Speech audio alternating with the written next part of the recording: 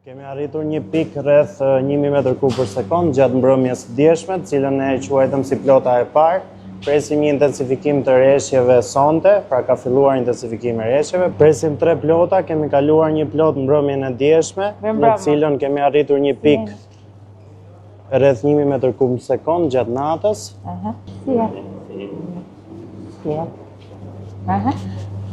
Dhe më pas presim një intensifikim të rreshjeve mbrëmjen e sotme. Ka filluar të rritet intensiteti i shiut dhe kemi marrë gjitha masat, siç shikohet me gatishmëri të plot, jo vetëm me stafin, por edhe me gjitha mjetet e makineritë që kemi në zotrim. Duke qenë se Komani është një nga basenet më të vogla të Kaskadës, është dhe baseni më i rrezikuar në terma të prurjeve, kështu që më përpara, për shkak parashikimit të kushteve hidrometeorologjike që kesh kishte, ka marrë masat që tuli kuotat në fakt shumë herët që në datën 11 nëntor. Rreth datës 13 nëntor kemi njoftuar të gjithë njësitë e qeverisjes vendore, përfshirë edhe Agjencinë Kombëtare të Mbrojtjes Civile, që sipas parashikimeve tona prisim që të kishim një set të rreshjesh goxha intensive. Për të thënë të drejtën, parashikimet e kesh kanë qenë shumë të sakta.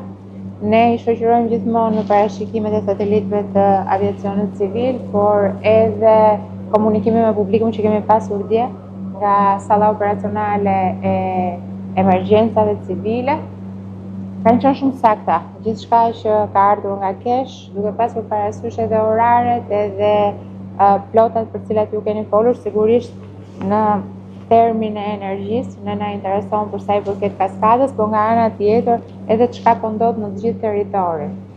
E kemi thënë gjatë gjithë kohës që problemi më i madh që ne kemi në rastin e Komanit është pikërisht prurjet anësore, ato që vijnë nga prenjtë, dhe për të thënë drejtën janë të dukshme. Tani në rrugën që u bëra, për shkak se ne zakonisht në Koman vim me varkat e vogla, dhe sot për shkak të motit unë e kam bërë në rrutë toksore, duke parë pak edhe kantierin dhe sigurinë e punimeve se si është duke shkuar, dhe kam parë që gjithë prenjtë anësor ishin duke u derdhur në liçen, kështu që flotat ne do t'i kemi, por nga ana tjetër tani ka filluar që të ketë intensitet edhe në zonën e Lezhës, edhe në zonën e Laçit dhe në zonën e Shkodrës, duke krijuar këtu problematikat që ishin parashikuar, por që edhe ne kemi marrë masa dhe shpresoj që të më t'jenë sa më të pakta. Ndërkohë që për energjinë sigurisht këto janë prurje të mirë pritura.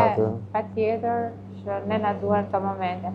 Sa e kemi kotën në këto momente në Koman? Kota në këto momente është rreth 167 metra mbi nivelin e detit, duke na krijuar një rezervë rreth 7 metra deri në kotën maksimale, pikërisht për të pritur intensifikimin e rreshjeve të mbrëmjes sotme, si dhe presim dhe një front të dytë që mund na vi gjatë ditës së premte, do fillojë nesër, gjatë ditës së premte do intensifikohet, dhe është ajo që tham për të marrë masat paraprake për të ulur sa më shumë mundësinë e shkarkimeve pa prodhim. Momentalisht jemi me regjim prodhimi në maksimum, pra si hidrocentrali Komanit ashtu dhe Vaudeja se ka regjimin e prodhimit në maksimum për të procesuar sa më shumë prurje nëpërmjet prodhimit, dhe kjo është e mira e gjithë kësaj situate. Ndërkohë sa i kemi prurjet në Vat Dejës? Në Vaun e Dejës prurjet për momentin janë rreth 200 m3 në sekond, vetëm prurje anësore, përveç ato që sjell Komani nëpërmjet prodhimit. Fierza vazhdon të qëndrojë mbyllur, pra është një regjim i mirë përcaktuar nga kesh me qëllim. Pra qëndron e mbyllur përkatësisht për të mos rënduar situatën në Koman, si dhe për të akumuluar sa më shumë ujë në basen e Fierzës, i cili ka kapacitet shumë herë më të madh dhe kemi mundësi të akumulojmë sasi shumë më të mëdha ujë.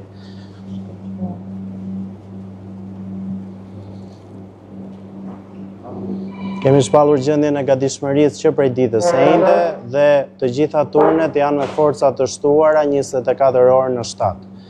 Jemi në koordinim dhe me të gjithë strukturat e tjera shtetërore, si ato vendore, si ato qendrore, për të lajmëruar dhe paralajmëruar qoftë edhe nëpërmjet sistemeve tona të parashikimit, situatat që mund të ndryshojnë në dinamik për shkak të lëvizjes frontit.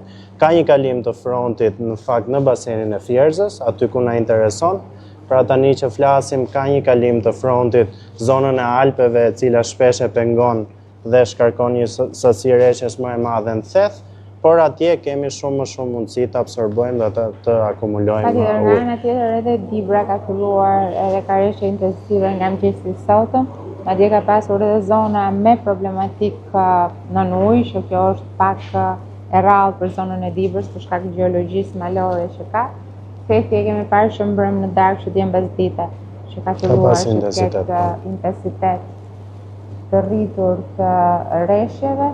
Kështu që për sa i përket anës energjetike, besoj që gjërat do të shkojnë mirë dhe shpresoj shumë që të përballojmë të gjithë problematikat e tjera që po vinë nga rreshtet, sidomos në lindje të vendit, ndërkohë që pastaj pjesa tjetër e vendit duket sikur është nën kontroll për momentin. Përshëndetje, që të kam një zonë këtu. Mirë, ja, këtë situatën. Me këtë situatën e rreshjeve, po që ju në koma në zone.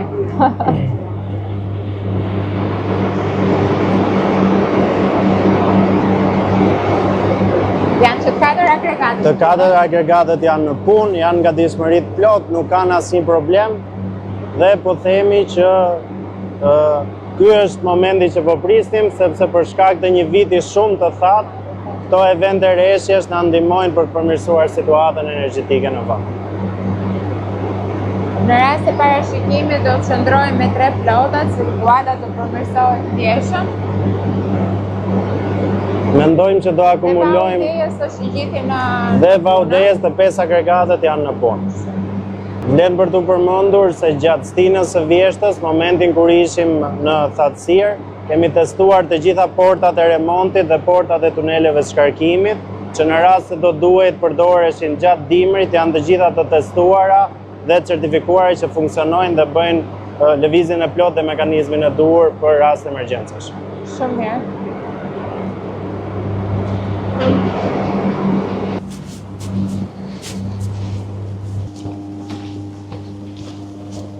Kemi mbiefin e poshtëm, këtu është praktikisht bishti i liçenit të Vaut të Dejes.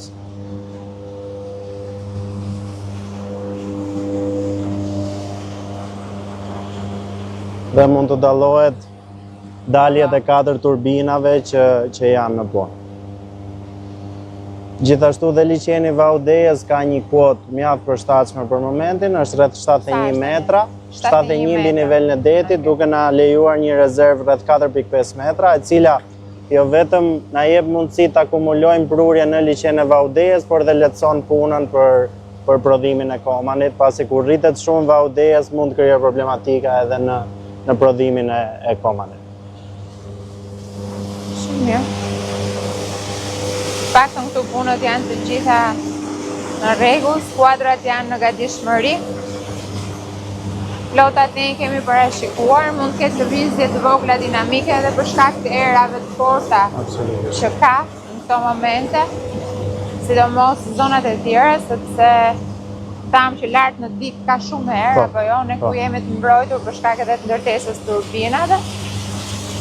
Në ndërkohë që vazhdojmë punën me kapacitetet plota, si në Koman ashtu dhe në Vaut të Dejes, qëndrojmë në komunikim vazhdueshëm, ti sigurisht do qëndrosh vetë gjatë këtyre 2-3 ditëve në kaskadë, ashtu siç tham, pret edhe një plot tjetër të premte, pra do të kemi edhe një prurje, po edhe agravim të motit, pra do ketë disi një përmirësim të motit gjatë ditës së njëjtë, por më pas do ketë një agravim tjetër të premte.